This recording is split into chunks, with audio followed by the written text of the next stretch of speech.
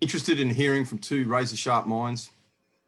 Want to know why interest in a new state for North Queensland reaches down to Victoria? Well, you've come to the right place. Welcome to Northern Vibe. Thanks for tuning in. If we've never met, I'm Matt Maloney, host and founder of Northern Vibe. We're about sharing stories. Northern Vibe is where discussions are held, interesting, informative people, to gain their perspective on a new state and any other issues that attract our curiosity. Every Wednesday, my colleague David Young does an excellent podcast on Podbean, Yes to a North Queensland State. Wednesday nights between 7 p.m. and 8 p.m. Get the Podbean app and have a listen. Also, there's another really interesting online talkback show, High Humidity with Nettie and Bunny. Search them on Facebook and tune in. For this episode, I've got two fair income legends. Now, candidly, it's a little bit hard for me not to get all fanboy with James Bolt and Peter Gregory. Their podcast is a genuine voice of freedom. In a time of censorship and cancel culture, listening to their straightforward style is like a breath of fresh air. Now, Grunt the Freedom Pig couldn't make it. That did disappoint me a little bit. They couldn't get Grunt on air. It's unfortunate. Shout out to you, my porcine pal.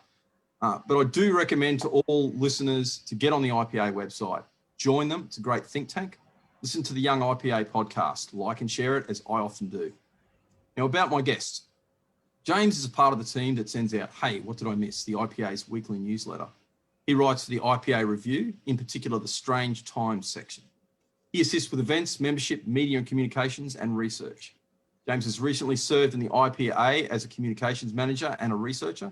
He's received his Bachelor of Arts from the University of Melbourne, majoring in politics and minoring in history.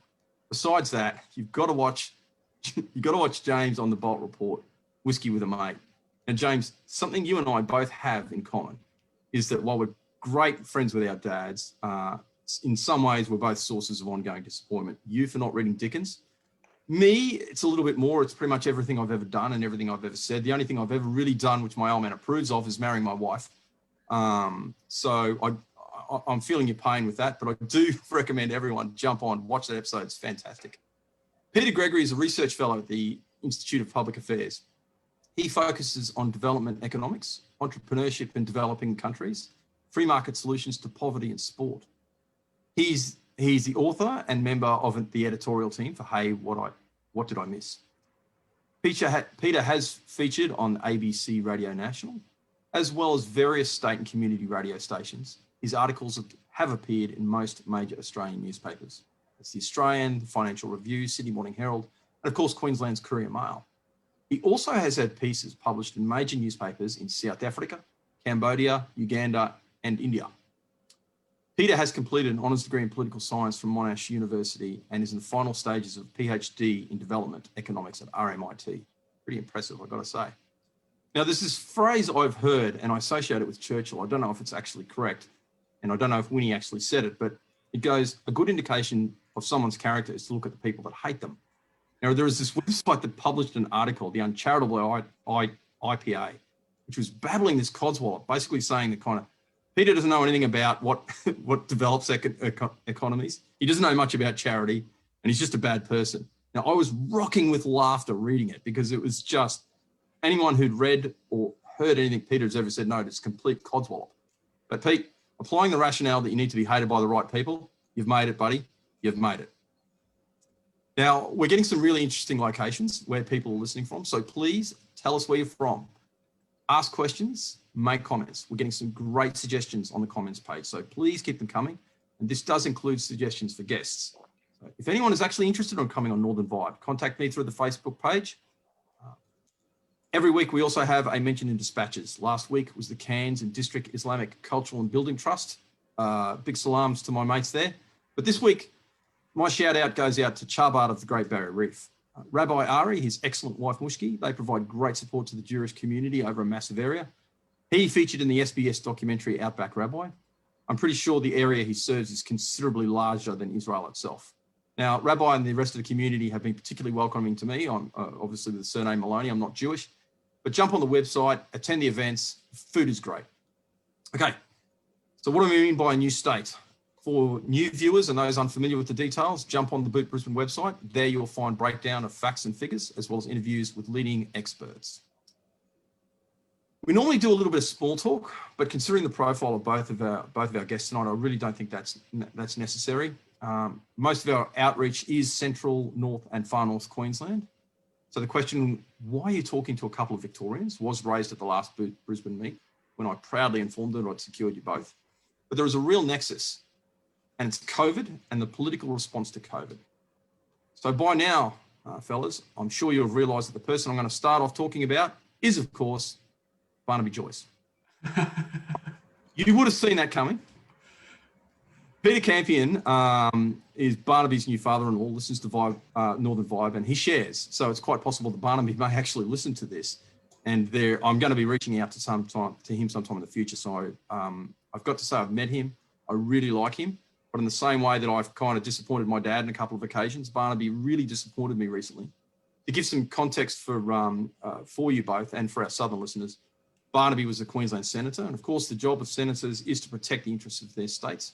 Furthermore, he's from New England, the first district to form a new state movement, and actually made it to the vote stage. He used to be a staunch supporter of the new state movement. On the 20th of August, he gave an interview to Sky News, to the Kenny Report this year. And it specifically, he said the COVID response is what changed his mind on the new state issue. And he said it was the Victorian example that swung him, fellas. Now, on that Sky News interview, Barnaby said that things would be better organised on a national level. He talks like your Premier would be sidelined by a rational, caring response led by the federal government. You know, one size does fits all. And he thinks that this would ensure that your Premier would be excluding from the centre of decision-making rather than considerably rating the risk that he might actually be leading a national response. Guys, care to comment? I'll jump in first there, James, then you can have a go, mate. I think that the best argument against that, and first of all, I should say thank you very much for having me on the show, Matt, and thank you for that glowing introduction. Not many people say the fact that I haven't finished my PhD yet is very impressive, but I will remember that, and I'll raise that the next time someone brings it up. So thank you very much. With regards to Barnaby, like we all know that Daniel, well, I would assume a lot of people are very critical of Daniel Andrews' response to COVID. What would it be like if he was the Prime Minister and if that central government that Barnaby's saying would do COVID better was actually just Daniel Andrews? Think of the massive damage he could cause then. I understand that I live in Victoria and it's been a terrible response, but clearly having different approaches is, we can point to New South Wales and say they've done much better than us. We can point to Queensland and say they've done much better than us. If anything, COVID has shown that we do need more competitive state policies. What do you think, James? Yeah, I'm with you. So, look, last couple of months have put my federalism to the absolute test. I have never been more disappointed with a government in my lifetime. But that brings up a good point, which is there's also the chance that even if it's handed over to the federal body, the person that's running the federal response would be just as bad as Daniel Andrews. And then Victorians that had, a house in Western Australia or they had family in Queensland couldn't even have the option to flee to a state that was handling it a bit better, or New South Wales. They would have had to stay in the entire island prison state that would have been Victoria. So, I mean, that's where it is. I think we still need federalism no matter how bad Daniel Andrews is. And I'd like to bring it back to the point of your podcast. The more states, the better. The more chances that you have to be competitive and vote with your feet on where you want to live. That's better. And coronavirus has absolutely shown that. Look, absolutely. And our local newspaper actually ran an article just recently. And I do believe that, I think it was episode 181 of your podcast where you discussed, I think there's some states that are introducing permission to leave places, but our newspaper reported that our local real estate market is being buoyed by Victorians, and specifically mentioned Victorians leaving the state because of the COVID response. Now, imagine if states were removed and they couldn't make rules for themselves. You generally have to emigrate. Like you would have to leave the country to get away from a regime you didn't approve of. Even building a wall probably wouldn't help. So I'd really like to discuss the relationship between the federal and state government. I get the feeling that states just kind of do what they're told, mainly because they don't control taxation. There's also some pretty questionable high court decisions. I don't mean to sound inappropriate or impertinent when I say that, but the consensus of some great legal minds does agree with me, that have centralised power in the Commonwealth, that have added to that dynamic. So my question would be, like, would a new state impact positively on the power dynamics between the Commonwealth and the states? And if so, how? I'm happy for you chaps to decide who takes that one first. I'll go first again. I think it will. You go first next time, James. I think it will have a positive impact if it happens, because it will show the Commonwealth that states are thinking about this. That states want people want more power, and they want more, I guess, say over their own affairs, and they want their government to be closer to them and not stuck in Brisbane or in Canberra. And I think that the thing about the states is that at the moment, the way it is states have a lot of rights, but they don't have a lot of responsibilities. We interviewed Matt Canavan on the show a few weeks ago on the Young IPA podcast, as he mentioned, and he said that, with states' rights comes states' responsibilities. And at the moment, states don't have any responsibility for collecting taxation, but they have lots of rights in how they spend it. So they can spend all this money, do all these things which are popular, knowing that they don't have to foot the bill. So that, to me, is the main thing that needs to be sorted out with the federal-state relationship in Australia. Mm.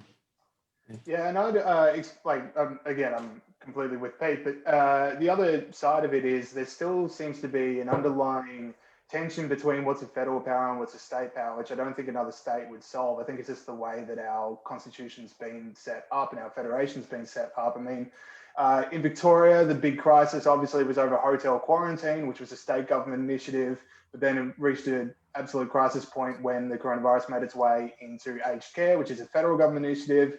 We had federal government cleaners who were also working as state government things. So, and that comes back to that health is both a federal and a state responsibility. And it's just these overlaps that you can see in areas like health and education and stuff like that. I don't think it goes away with another state. I think it just moves the problem to another government as well. So, as well as, it'd be good to have your local power closer to you geographically, but there's also just some deep problems within our constitution as to who's got power over what. Yeah, and look, that is correct. If I can validate that, but if I can also make the point that the reason that has evolved is because of some, and I'm kind of channeling David Flint and guys like James Allen and Nick Aroni here, and the Sir Samuel Griffith Society, which I'm part of. So another big plug for the Griffith Society. But the idea is that there has been some high court decisions that because of the signing of treaties have really impacted on what states can legislate on. And what it's meant is power has been centralised in Canberra because that's what they want. They kind of like it. When there's an electoral thing, they want to be able to talk about. They want to be able to talk about health. They want to be able to talk about education. They want to be able to talk about the things that matter, and consequently, they need a degree of power and control over that. So it's this unholy alliance between some arguably pretty dodgy overseas treaties which were signed with the full knowledge that they would in fact disempower the states. Some high court decisions that validated that with the specific desire to kind of disempower the states, along with the vertical fiscal imbalance that you talked about before. So you've got these, you're quite right, James, like as much as I am seeking a little bit of, because people love seeing any sort of proper argument and discussion, you're totally right. But imagine this, and I won't go into any specific issues because there's something that I'm actually trying to get some legal opinions off some constitutional experts about. But scenario, new state is formed. We say, we've just kicked out of Brisbane. We didn't get rid of Brisbane to be ruled by Canberra. So the new state starts putting forward legal challenges in the High Court that are all structured around getting power back to the states. I can actually see that happening. And I could see that fixing a lot of the problems that you just kind of discussed, James. Because really, the High Court has become a place where they kind of really do talk about policy. And they openly discuss it. Like if you look at the Love case just recently, where that's, again, I don't want to say anything like really impertinent here, but oh my God, if you read some of the things that were read, and I did take the time to read some of the, that wasn't about law. That wasn't about how we interpret law. That was purely about policy making and virtue signaling in my. Yeah, I should say, if anyone who's listening to this is an IPA member, and if not, you can be a member of the IPA, but Morgan Berg had a great article in the most recent IPA review about the Love decision. So I think that's available on our website as well as of now. Look, if those legal challenges get brought up and they go to the High Court, I will be sitting front row center with a giant "We're number one" foam hand. I will be supporting that every day. But I just, that is the way that the Constitution is set up, is that it's increasingly hard for states to get control back from Canberra, which is a great shame, but it is the reality of where we are. And yeah, maybe like the default position of governments is just, okay, when there is a difference between a state government and a federal government over one of those mixed issues, that it needs to go to the federal government. That's a shame. It should go to the states. So if this new state is able to be successful in those challenges, that's awesome. Great. Look, Pete, I'm going to go into your area of expertise, and James, trust me, I do want to.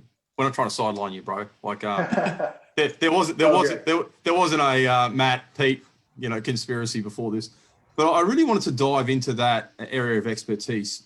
Okay, scenario: you're a member of the new Queensland state.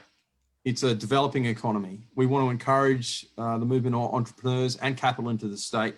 Furthermore, Indigenous poverty and disadvantage are a really big deal in Cape York, and having lived and worked up there for considerable amounts of time, I can tell you it's genuinely heartbreaking and tragic, the amount of murders, suicides, and economic disadvantage up there. So, mate, you're the new member. You're the new minister. What are you going to do? Well, I mean, if I'm a minister, Matt, then we're in trouble. But no, to take that question seriously, obviously Indigenous poverty is a massive issue in Australia, given how well off we are as a country, and I'm sure it is up in far north Queensland as well. I'm sort of embarrassed answering this because you've spent a lot more of your career dealing with that stuff than me. But I can tell you from the point of view of an economist's point of view, is that the first thing that I would do if I was in that position would be to ensure that people that live on land subject to native title have property rights and have the same economic rights as people in the rest of Australia, because 20% of Australia is taken up by native title legislation. About 70,000 people, I think, live on those lands, and they don't have the same property rights as everyone else. You can't buy a house, you can't start a business, you can't trade. And we sort of sit around going, why aren't Indigenous people as economically successful as non-Indigenous people? Well, they are more or less when they're not subject to the native title legislation, when they are on those lands. No one's ever been successful with that property rights regime. Like, no one has ever been successful in a land where you can't own your own home and you can't start a business. Those people have the same property rights, literally, as people in North Korea. And we're like, oh, why are they poor? So the first thing I do is enable people on Indigenous lands to, buy their own homes, start a business, use the resources on those lands for economic purposes.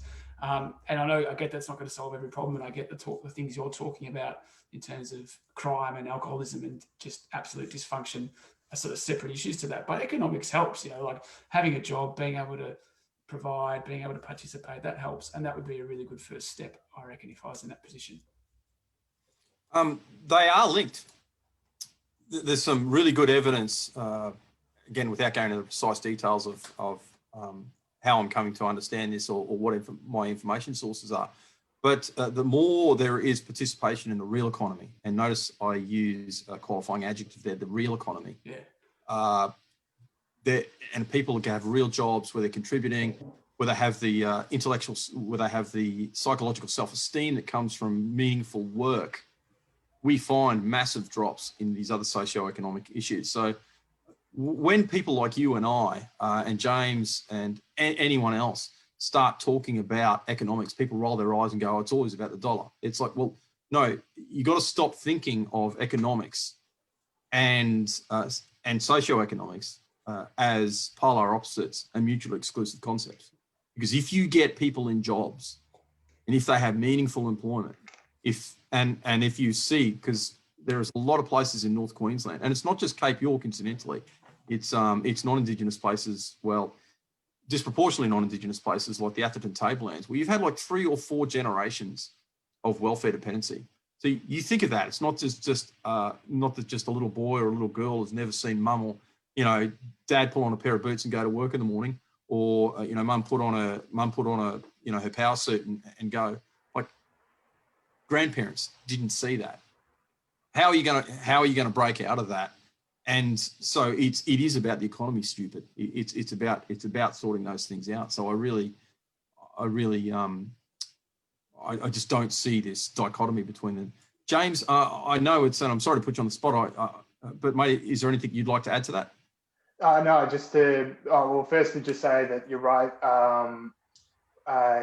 People are less likely to harm the society if they do feel that they're a part of it, and that is a problem that long-term welfare dependency can bring. If you don't feel like, if you feel isolated from the rest of society, if you don't feel that you're helping to build something, you might be less likely to help stick around. But can I just say how refreshing it is that when people, when this podcast wants to dive into Indigenous affairs, the first question isn't should we change the date? It's a question about stuff that actually really impacts people's lives and appeal to people that live outside of inner cities. Because, I mean, here in Melbourne, I'm sure in Sydney and Canberra, when you talk about Indigenous affairs, it's always, when are we going to change the date and call it Invasion Day? And that absolutely saves no one's life.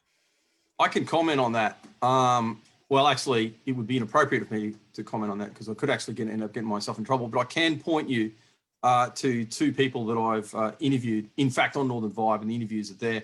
Both of them were people standing for parties for election up here in North Queensland, both for the seat of Cook, which is the most northern electorate here in Queensland and disproportionately Indigenous. The excellent Yodi Batsky and Desmond Talty, and both of them validated exactly what you said. And I had a further conversation with the former Speaker of the House, John McKell, and I tried to kind of corner him on this, which was really unfair of me to be candid. But we have all come to the consensus that really, who are we listening to on these issues? And if you have people seeking office, elected representatives, talking about this issue, and they're kind of like, well, that's not really important. I want to know where the jobs are. Is there a road? Who's collecting the garbage? Are the cops locking people up? Are the courts going to look after our right? Are the courts protecting victims? These are the things that people kind of care about. And John McKell actually did make an excellent point. And I want to make sure I don't misrepresent him on this. I am going off my memory. But he said, look, it's about where you're from. So if you've got an Indigenous person who is living in the southeast, it's not that they're less Indigenous. That's not anyone's argument. But all these issues have been taken care of. Like you pick up the phone in southeast Queensland, you call 000, the cops are going to get there within 20 minutes. That's going to happen. You want to buy and sell your house? Not a problem. You go to the real estate agent. All of these really simple problems, stuff that the broader non-Indigenous community take for granted, those issues have been sorted, done, fixed, not a problem. But it's not happening in North Queensland, and it's not happening because of the reasons that you've kind of identified. A number. There are some impacting things, but it matters so much. And yeah, I get, because having worked in that area quite a bit, I get so sad, and I just want to slap my head when people talking about, well, we can't even discuss economics until we have a discussion about this abstraction that doesn't change anything. Like I would personally be in favour of all of that stuff if it saved one Indigenous life. Like if you could point to one Indigenous life that was saved and go, oh, that person didn't commit suicide because we changed the date. That domestic homicide didn't happen because of this. That I go, hey, great, but it's not there. But find sorry. A bit of a sideways point, but I think Queensland saw the greatest case of reality meeting expectations when Bob Brown's Adani convoy made its way to North Queensland. Suddenly found it wasn't quite as popular as it was in the southern states. Yes, well, I got to say, I actually know, I do know quite a few primary producers, and I can, because I don't want to name people or anything else like that, but I can indicate that they didn't have the support among a lot of people. But having said that too, there were some primary producers that were a little bit, again, I don't want to misrepresent the situation either. There were some primary producers that were like, well, we kind of want to be able to have water, and I don't like the idea of miners being able to just come on my land. And because you remember the miners' right, actually from the Eureka Stockade, like that rule still exists. People can kind of like just walk on your land and start looking around for stuff. It's like, it's my land. I don't want you to do that. It's like, yeah, no, miners' right, mate. Done. So there are some things with that, but the Extinction Rebellion people the people I know, again, I know a lot of primary producers whose lives were destroyed completely. I know one family that was like pushed almost to, again, people were talking about, they were seeking counselling. They were over economic issues because of the live export stuff. Now, can we all agree that what happened to those cows with those people overseas was bad? Yes, we can. But does that mean that we destroy people's livelihoods for the urban voters? Like, again, and that's kind of linked to this. That's linked to this. Like, if you've got urban majorities making decisions over issues that really are only places for them to advertise their morality on, and they see our lives as a play, as like a stage for them to kind of like, you know, act out what they think, that's a problem. That's a problem because, you know, my life is real. The lives of those Indigenous people up there in Cape York who can't develop themselves, that's real. Like, this isn't a joke. This is not just talking point. This is more than about a dissertation at university. This kind of matters. And so I'm really happy that you guys are on board with this. But look, I'm sorry. You did take me off on that tangent, James. So that's and I'll do it again. That's your fault. Yeah. Yeah, please. Sorry, mate, just to jump in there. That's absolutely the reason why the far north Queensland state is important. Absolutely, because the electoral dominance of the major cities is massive. Australia is not a very densely populated place. Our population is, you know, completely packed into the major cities, and people in the major cities have no idea where food comes from, and they have no idea how farmers' lives work, and they have no idea about Indigenous communities and stuff like that. That is 100% the reason why it's important that you guys push for your own jurisdiction, is because of stuff like this. Yeah, I'd even back myself to say, look, I'm as inner city as you want. I have no idea how farms work. I have no idea about primary production chains. But I know that there are people who do actually know that stuff. And I would think that land rights over their own farms and how to conduct their own businesses should be supported far more than me deciding how they run their farms. Yeah. And, you know, again, it goes back to earlier what you were saying. I don't want to go over the same ground because I have a question that I want to kind of lead into. But, yeah, good to see that too, bro. I'm gonna It's yeah. Look, a lot of that, when we wrap people up in tape, now it doesn't matter if it's red, green, or racially coloured tape. And we say, well, there are these rules for you. And by the way, we're going to impose rules on you that we know didn't work in North Korea, that we know caused the deaths of millions of people. Oh, but we're still going to wrap you up in that with the best of intentions. And then kind of blame people for not getting ahead. It's like, that's kind of not cool. So the follow-on, and I'll get comments from both of you. Although again, this is a kind of Pete thing. Look, some years ago, the subsidies for races were withdrawn, and that hit places like Cowan, a small town of about 380, which I know relatively well, quite hard. They had a really big racing there, and it was a big deal. Brought a lot of money into the town. In fact, there were some businesses that was like, dude, if you don't make your money, and that is the bust. That's where it all happened. It hit them quite hard. The races just stopped. Now, you'll notice I said subsidies because it was a subsidies kind of thing. Is there a free market solution? Is there some kind of way that we can get these little community events happening that will bring money in, that will help boost these economies? It's tricky because other states around Australia throw so much money at sport that you're competing against them. Like the Northern Territory throws money at the AFL to have footy games up there and things like that.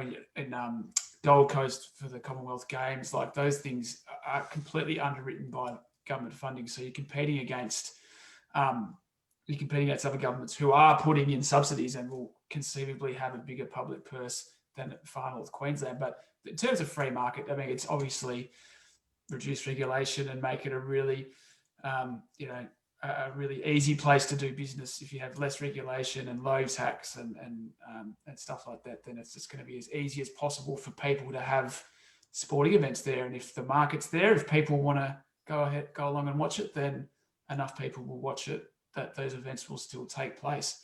And business people will go, yeah, I'm going to put some money behind that. I'm not familiar with the races. It sounds like it'd be a fun night, but or day. But Yeah, both. Yeah. Both. Maybe a few days. And if enough people are interested in going along, then it'll happen. Yes, and I can actually indicate too that it's not just about economics as well. Like having been to a couple of, I used to live out at Winton as well in the far west, and I can indicate that those sorts of events can actually help population increase as well too when you get the right amount of people together with sufficient amounts of alcohol. Won't be seen for a few months afterwards, but you can. You get the baby boom. You get the little blip after that. But look, let's talk about. Oh, sorry, James. Anything to add to that? I was just going to say, I don't know specifically if this works about sport, but in the US before the creation of a lot of their welfare state programs, private charity was a much bigger portion of people's spending than it was afterwards. And so, you'd imagine that if federal funding of sport did go away, as you mentioned, private businessmen might come in and say, you know what, this community means a lot to me. These races were a big part of my life. I'm going to donate money just to keep them going. And other businesses will go, okay, this is still some money to be made on advertising as well. Australians just love sport, and I don't think the cultural need to be going to sport or going to the races is going to go away anytime soon. So if the government isn't there to provide money, people will. Yeah, exactly. I can look. I'm under very strict rules. I'm not allowed to criticise any specific state policy, which is fair enough. But I can indicate that we had some really well-meaning state government people come up, and there was effectively this small little chamber of commerce working in Cohen, and it was just a group of local business people, Indigenous, non-Indigenous, bunch of people who wanted to create wealth. That's what a chamber of commerce is. Get together and decide, hey, what are we going to do? Where are we going to put money? How, let's plan. Let's have a look at this. And with the best of intentions, government organisations, and it wasn't just state actually. In fact, disproportionately kind of wasn't. Ended up crushing this little chamber of commerce, because why would you get together? Why would you use your own money when you get threatened? When you get bribed, when you get threatened with other people's money. And it kind of broke my heart to watch this little engine, this tiny, not a big engine, this little engine of social economics just killed. And that's what, then it becomes theirs. It's no longer yours anymore. It becomes theirs. We can, you can see that happening all the time. And the other thing is with governments, it's really popular. So like governments will spend money on sport because it's electorally popular. So that's the temptation for them to do it. But there's no actual economic case for it. Whenever a government says we're going to get this big sporting event into town, we're going to pay all this money, but it's going to create jobs, that literally never adds up. Like it's never a good economic move. It's purely just to win votes. But yeah, to go to your point, it is, you see these little bonds of community destroyed and swept away by bureaucracy. I see that with my involvement with my local cricket club. It's just so hard to do things with the local council. It would be so much better if they just left us alone to do it ourselves, and they kind of bribed you with grants and stuff like that. And it would just be better if we could just run it ourselves, basically. And look, I get it. They don't mean it. Like there's nothing sinister going on here. There's nothing malicious going on here. It's just, again, it's like with the best of intentions. It's like, hey, I've got someone else's money. Would you like some? yeah, vote for me. vote for me, actually. And this is going to go to a quote that if we have time, and looking at it, I really don't think we will, unfortunately. I was going to read out to you and just get general comments on. But we've been ignoring James, and I really want to hear from him. I really want to hear from him a bit. So I've heard that. Sorry. Well, yeah. Well, we'll see. Because look, Pete, just so you know, because I was emailing James on the slide, and he said, "Mate, I'm the brains of the operation." Like, that's right. Okay. I wrote it in all caps. Yeah, he was shouting. I asked you to ask about his PhD. But let's talk about bloated political unions, and let's talk about their relationship with populist movements. And James, I know this is your thing. I watched Brexit closely, and I have to say it still brings a warm glow of satisfaction. And I have a deep degree of sympathy with anyone who voted Brexit. I really know what it's like, I don't say this lightly, to have one's concerns treated with contempt by a distant elite, to be vilified. And it's like, oh, you're an idiot, you're a racist, you're dumb, you don't know what's good for yourself. I watched that, and I was like feeling your pain right there. And I hope, going off on a very quick tangent, that sooner or later I get the thrill of triumph that Farage and everyone else must have felt when they saw the results unexpectedly go their way. Look, of course, we can't discuss populism without discussing Steve Bannon and President Trump. And while I accept the president is a divisive figure and I don't agree with everything he says and does, I love watching Trump derangement syndrome. And I'm sure that's actually going to end up in this diagnostic statistics manual. I genuinely, I know I shouldn't, God forgive me, but I love watching Trump derangement syndrome. It's so good. So I have a lot of sympathy with the deplorables as well. Do you see a link between organisations like Boot Brisbane and this new state movement and populism? Well, populism is a hard one to define, but to bring it to Boot Brisbane and then Brexit and Trump, like those two were completely shocking political results. I mean, I don't think 2 years before, like say 2014, if you told me that the former host of The Celebrity Apprentice was going to be president, that would be ridiculous. And then to say that the British people would vote to leave the European Union, which would be just as surprising. So people who think Boot Brisbane, great idea, I don't see it happening in my lifetime. I'll tell you what, we didn't see either of those happening in our lifetimes, and they happened resoundingly. And I reckon in 2 months' time, it's going to happen again. So I do think Brisbane has a lot of things going for it. But then, I don't know, populism has a lot of different definitions. So I'm just wondering, like, where do you see populism coming in Brisbane? Well, okay. That's a great question. I really should have clarified it a little bit better.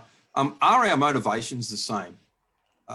Because I really don't.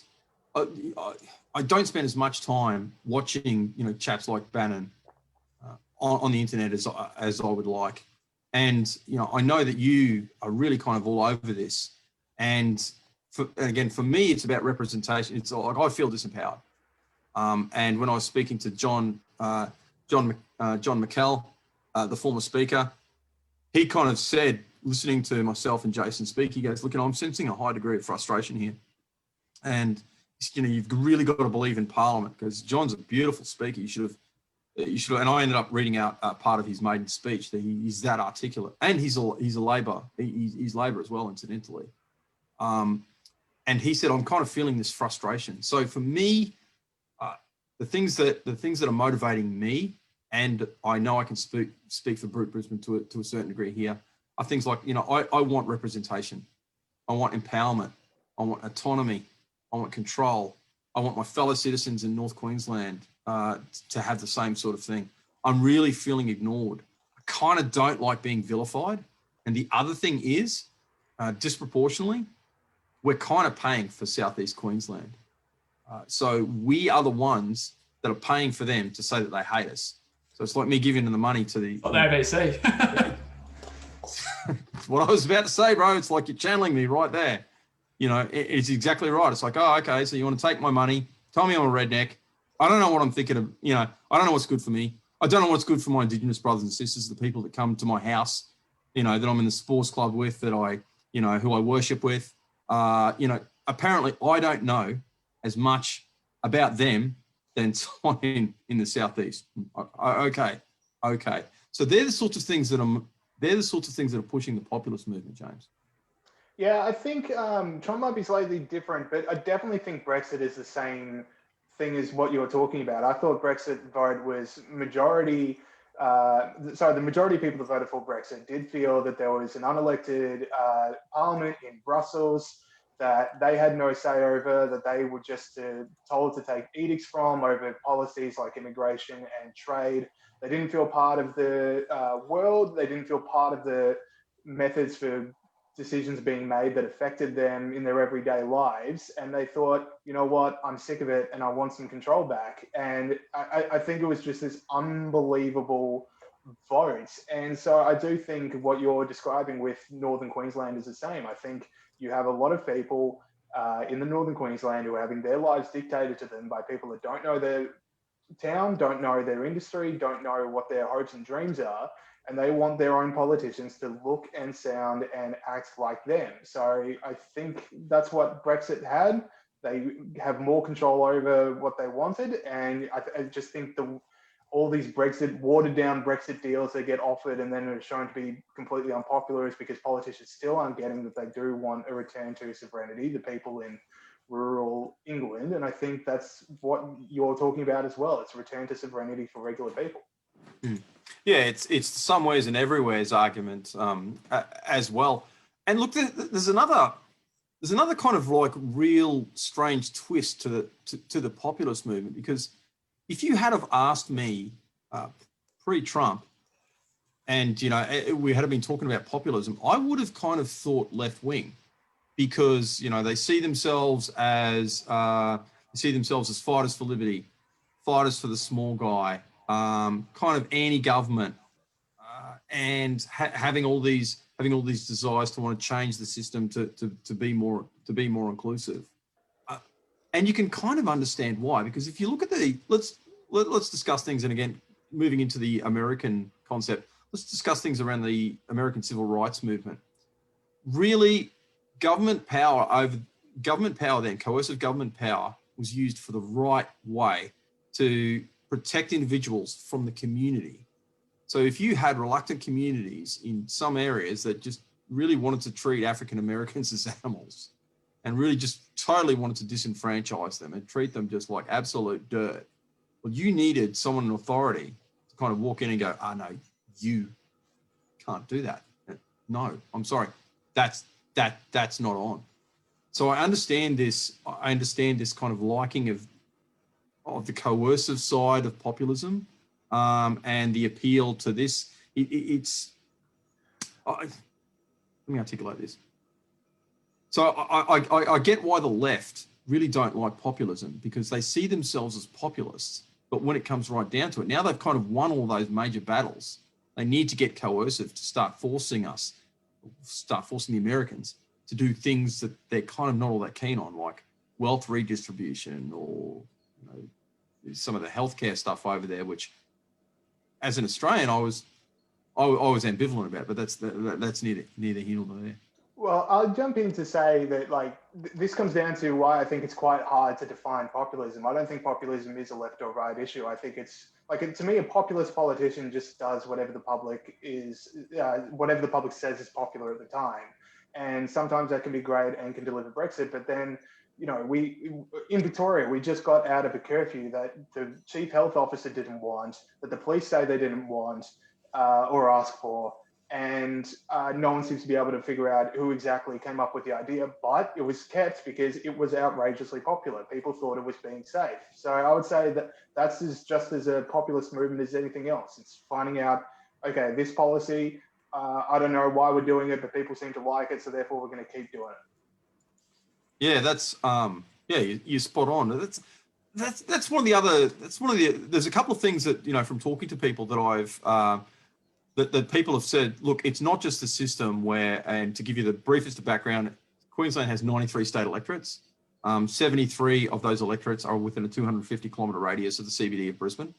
So that, do the math, that only leaves 20 electorates for forgotten. It's like hundreds of thousands of square kilometres and about a million people. And Cairns is about 1,600 kilometres away from Brisbane, which is about the distance from London to Warsaw. So it's kind of there's a bit of a distance there. But with a strange idea that oh God, sorry, where am I going with this? Sorry, it's done. I've gone off on a tangent there. I'm going to read out. This is the embarrassing part of the embarrassing part of my podcast. But I'm going to read out a quote, and I'd really like to get a comment on it. This is from Alexander Tytler. A democracy can only exist as a permanent form of government. It can only exist until the government. A democracy cannot exist as a permanent form of government.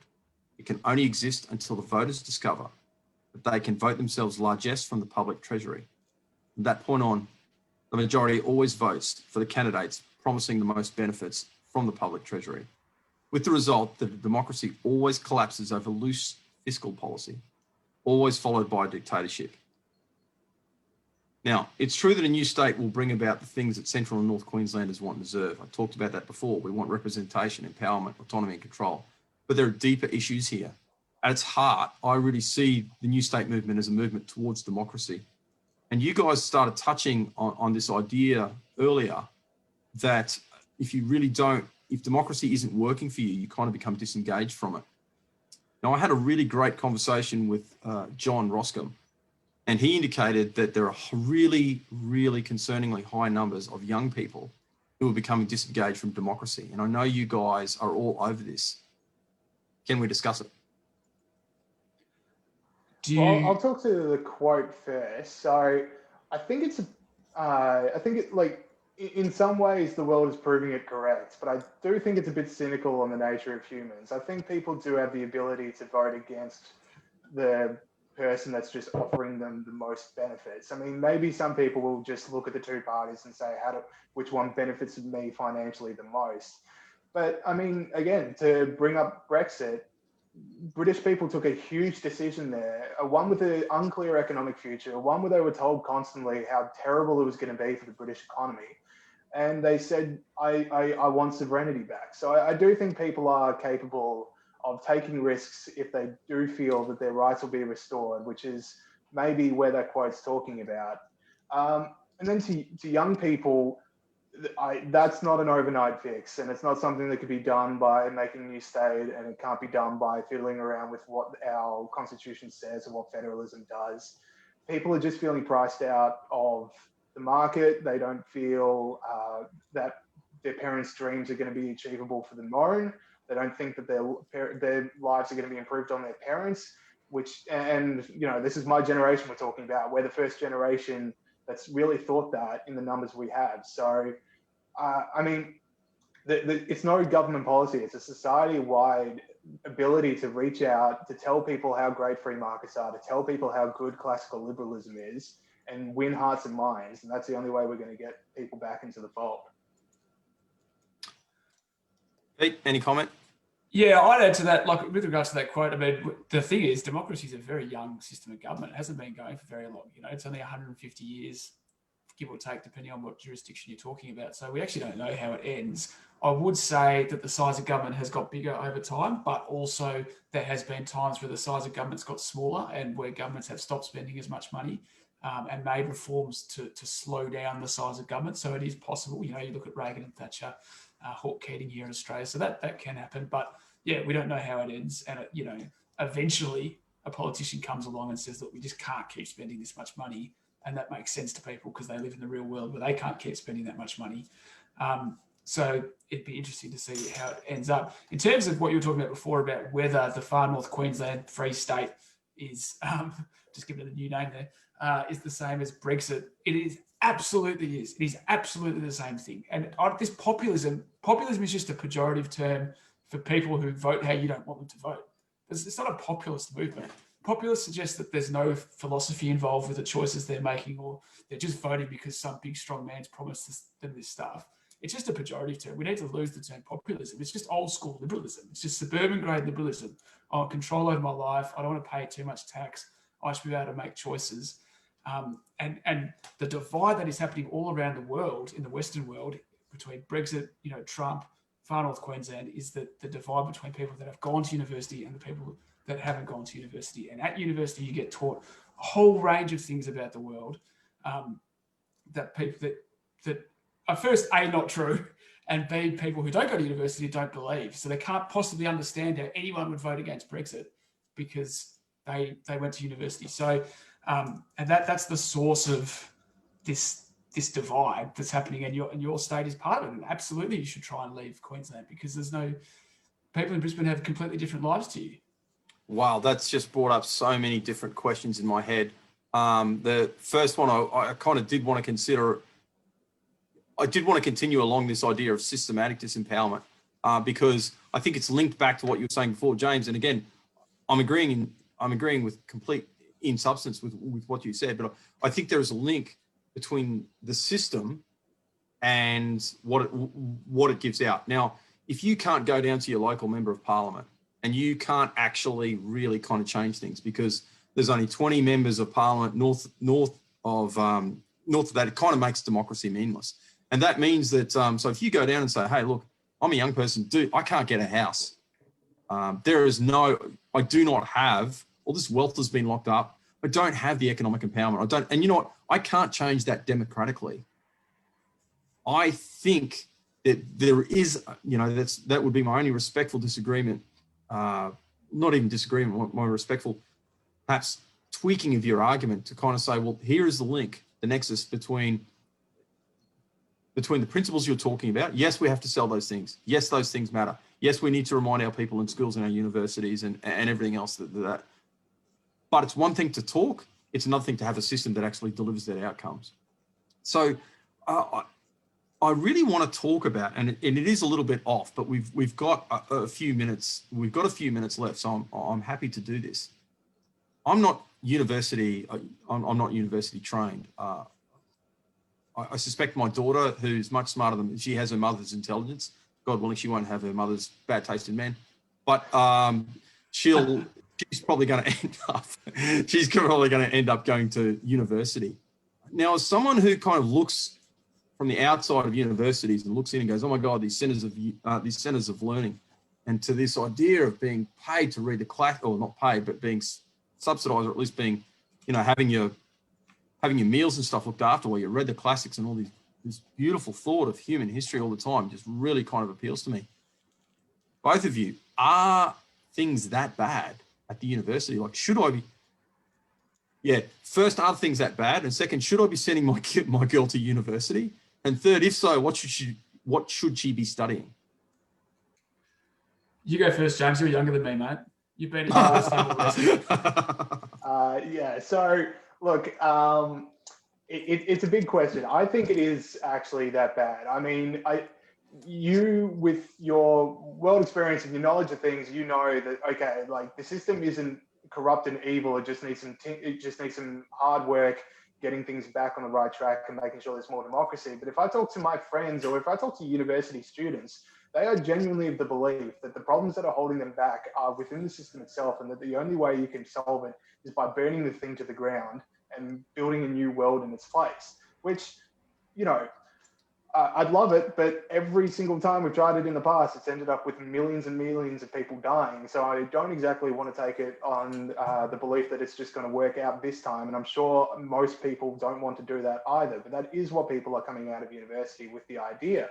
So, I mean, this is the situation that we're in now. To whether or not you should send your daughter to university, I mean, I'm definitely not going to weigh myself in on a family decision there, but I mean, it's all about just making sure, and it's got to come from the students themselves, but, to push back against the teachers, push back against the lecturers, and just say, okay, like, this is your view, this is the view of, 7 French intellectuals in the 1960s that postmodernism dates from, and this is what I think, and this is what the real world tells you, because they are going to tell you that capitalism is evil and Wall Street's holding back poor people in America, but they're not going to tell you how many people died in the French Revolution. They're not going to tell you about the millions that starved immediately after 1917 in Russia, and they're certainly not going to tell you that Pol Pot killed 25% of Cambodians just because they thought he knew how to do agriculture better. I mean, the history has been written, but there's like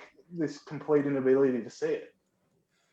Matt, your comment then, right? Subsidized to read the classics. If that's what it was, that would be great. But they don't read the classics. They get told, as James said, the Parisian nonsense factory of the 1960s, this postmodernist doctrine, which is like, capitalism's bad, liberalism's bad, the West is racist, we're trashing the environment, the government can fix all your problems. All these assumptions about the world, which are A, not true, and B, not what most people think.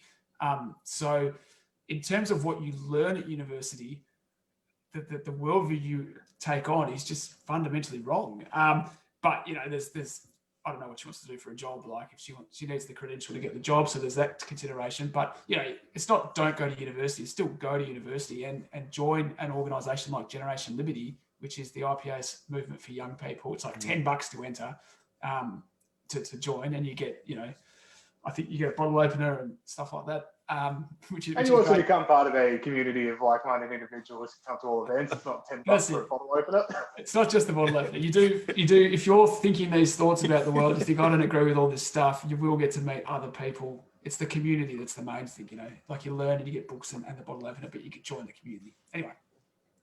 So still go to university, I would say. Okay, well that kind of, I've got to be honest. Like a lot of the stuff I read, including from the IPA and of course from the Quadrant and the Specky and for complete clarity, I also read the Guardian. I read the Green Left Weekly. You should. Yeah, absolutely. You need to know. It's not as if there's nothing in those arguments. The people really are disenfranchised. Like I get it. Like I've seen poverty. I know what it looks like. Incidentally, and this is something that's going to get me in trouble, but I'm going to say it anyway. By world standards, Indigenous poverty is real. Like make no mistake. But I also lived in Outer Mongolia, which is a third world country, and I lived in China, which is, as you know, a developing country. And I lived in a special economic zone in China, so it was kind of above everywhere else. But when I went outside of the special economic zones, I saw poverty. I saw kids were. We've got a little bit of time, so I can tell this really quick anecdote. I was teaching English in China, so if you meet any Chinese kids that swear a lot, have really terrible North Queensland accents, and kind of like their vocabulary is very limited. It was probably me. Oh, you're the guy. That was me. Mea culpa, mea maximum culpa. So one of my kids he was a peasant, and I don't mean that in the condescending way. I mean this in the technical, like the government gives people a small amount of land over there. So they don't have a feudal lord, but the government acts as a feudal lord. It's like you have this small amount of land. You can keep 10%. Everything else goes to us. That's feudalism. Okay, that's kind of feudalism. And he needed a textbook. And he was talking to me about it. He goes, well, I need this textbook. And I was like, oh, yeah, okay. And he wasn't asking for money or anything. It was just an incidental conversation. And what had happened is this. His parents, and remembering they had one child policy over there, but his parents had switched off the lights and stopped eating food, certain amounts of food, like they didn't eat meat for a week. And it was only a week. They sat down and did the math and went, if we switch off our lights, we only use lights for like 1 hour a day, and we do this and we do this and this, we can get little Wang his book, and he will get that textbook. Now, when that kid got that textbook, let me tell you, like I saw him, he was like wrapping it, he's wrapped it right up, and he was like, man, that textbook mattered. That really, really mattered to him. So, I saw that in China. And again, that was that's in a special economic zone. And in Outer Mongolia, like kids were living in, we call them yurts, but the Mongolian word is ger.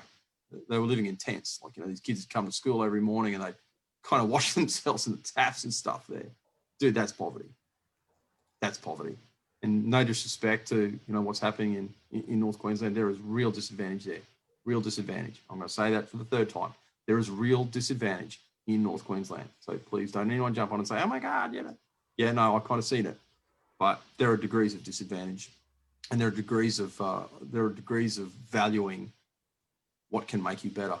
And there are a lot of changes we need to make. Some of them are systematic, some of them are cultural, some of them are educational. Guys, we're right on the hour. Is there anything else you guys want to add?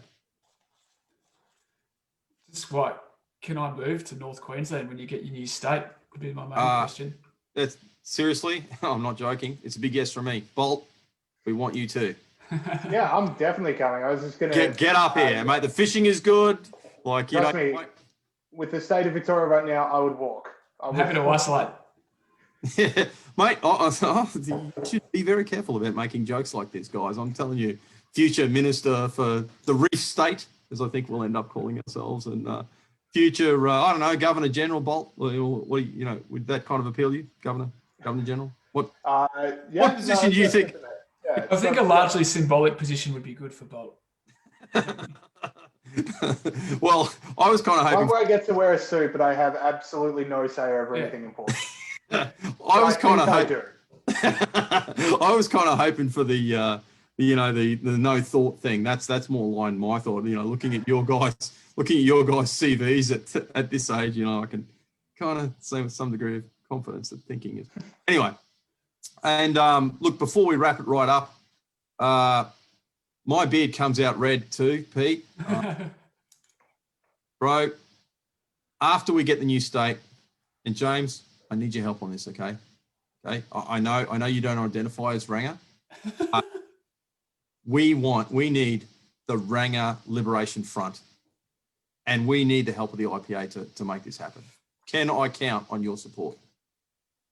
I may not identify, but I definitely empathize. So I'm definitely on board with this. Thank you. Okay, look, this has been sincerely, every conversation I have has just been of great enjoyment.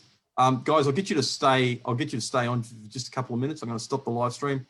Sincerely, as much as we've been ironic and flippant during this, thank you very much for coming on board.